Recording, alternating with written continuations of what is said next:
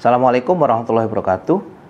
Saat ini saya berada di Dinas Pendidikan Kota Surabaya dalam rangka melakukan pengawasan SPMB tahun 2025. Dalam rangka memastikan pelaksanaan sistem penerimaan murid baru tahun 2025 agar berjalan lancar dan kondusif, Kementerian Pendidikan Dasar dan Menengah mengajak seluruh pemerintah daerah untuk mengedepankan prinsip-prinsip yang objektif, transparan, akuntabel, berkeadilan, dan tanpa diskriminasi mulai dari tahap perencanaan, pelaksanaan, dan evaluasi.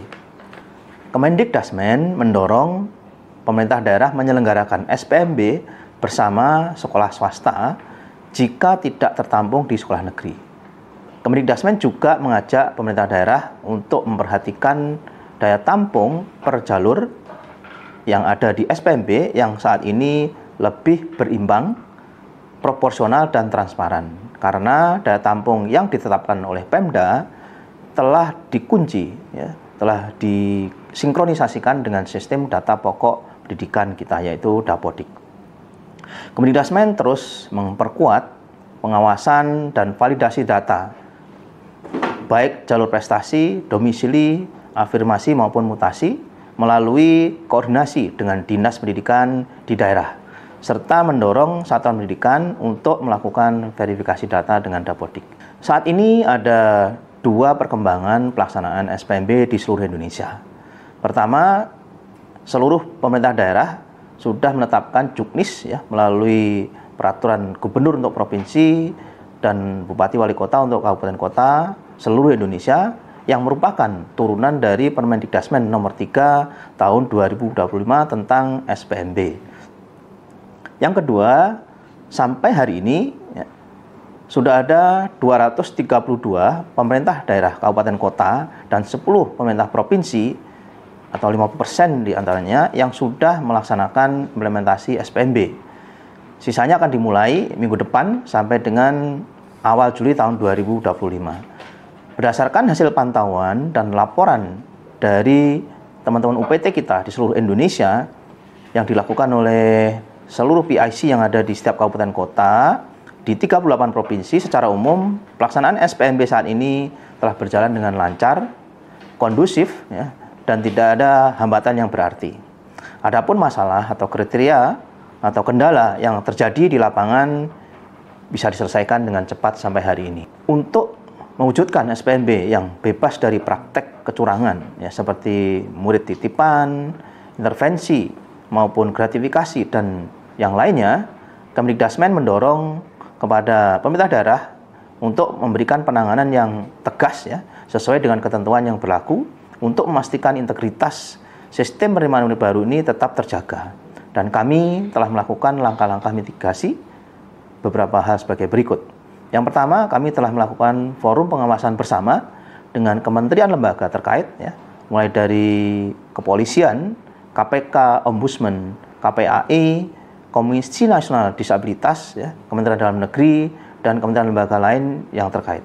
Pemda bersama UPT Kemendikdasmen dan seluruh pemangku kepentingan di daerah juga telah melakukan deklarasi, komitmen bersama melaksanakan SPMB yang bersih dan melakukan pengawasan bersama SPMB yang berintegritas.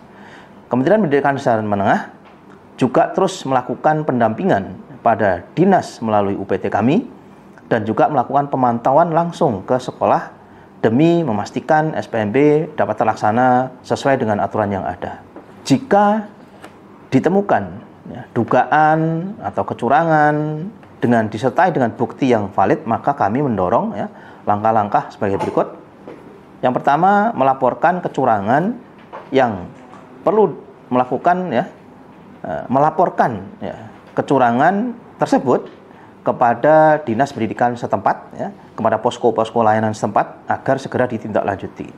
Yang kedua, Dinas Pendidikan bersama dengan Inspektorat Daerah melakukan investigasi, memastikan memiliki bukti yang cukup.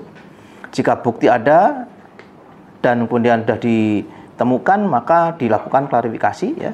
Kalau memang diperlukan, bisa juga pemerintah daerah untuk membatalkan peserta yang dianggap melanggar aturan yang sudah ditetapkan.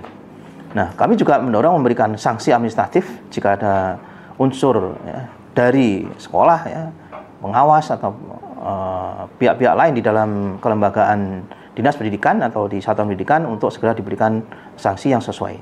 Kami juga memastikan ada pemulihan hak-hak jika ada peserta didik kita atau murid kita yang mendaftar tetapi dapat perlakuan yang tidak sesuai. Dan yang terakhir juga kami sangat mendorong ya pemerintah daerah agar selalu responsif ya, sehingga mitigasi kecurangan dan penanggulangan sejak dini bisa dilakukan sehingga permasalahan-permasalahan bisa diantisipasi tidak meluas kemana-mana. Beberapa hambatan dan informasi yang terkait transparansi SPMB sudah kami lakukan pendalaman ya, yang hasilnya bahwa permasalahan yang terjadi saat ini sifatnya kasuistik ya, di lokal-lokal tertentu, tidak masif ya, dan tidak terjadi secara nasional.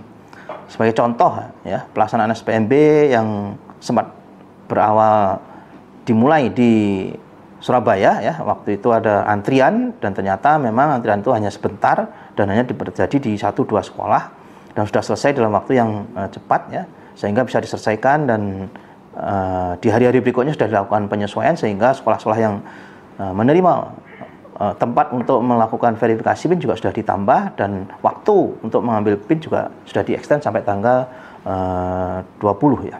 Nah, sampai hari ini tidak ada masalah yang berarti ya, dan kami juga berharap bahwa tidak ada prioritas seleksi berdasarkan nomor urut antrian ya.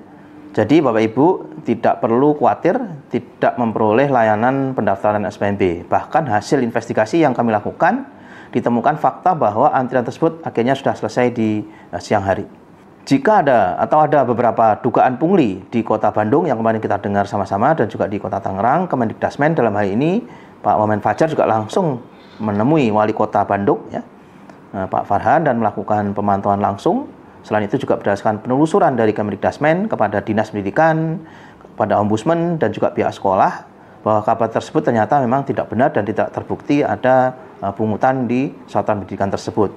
Bahkan sejak awal para kepala daerah telah mengeluarkan instruksi larangan pungli dalam pelaksanaan SPMB, baik itu kepala daerah kabupaten kota maupun provinsi. Terkait dengan sistem aplikasi SPMB yang sempat di beberapa tempat terjadi kendala, misal contoh di Bekasi, itu pun terjadi hanya beberapa jam saja dan sudah ditangani dengan baik. Kemendikdasmen ya, mengucapkan terima kasih yang sebesar-besarnya ya, kepada khususnya Dinas Pendidikan Kabupaten Kota dan Provinsi yang telah mendukung Permendikdasmen nomor 3 tahun 2025, tentu juga kepada orang tua, sekolah ya, dan juga semua pihak terkait termasuk Ombudsman, Dukcapil ya, Dinas Pendidikan Sosial yang telah mendukung sehingga SPMB di seluruh Indonesia dapat berjalan dengan baik. Jika ada kendala lain, masyarakat dapat mengajukan pengaduan ke unit layanan terpadu di Kemendikdasmen ya, melalui kanal ult.kemdikdasmen.go.id. Terima kasih. Saya Gowot Suwaroto, Jen Paud Dikdas dan Dikmen Kemdikdasmen mengucapkan terima kasih. Assalamualaikum warahmatullahi wabarakatuh.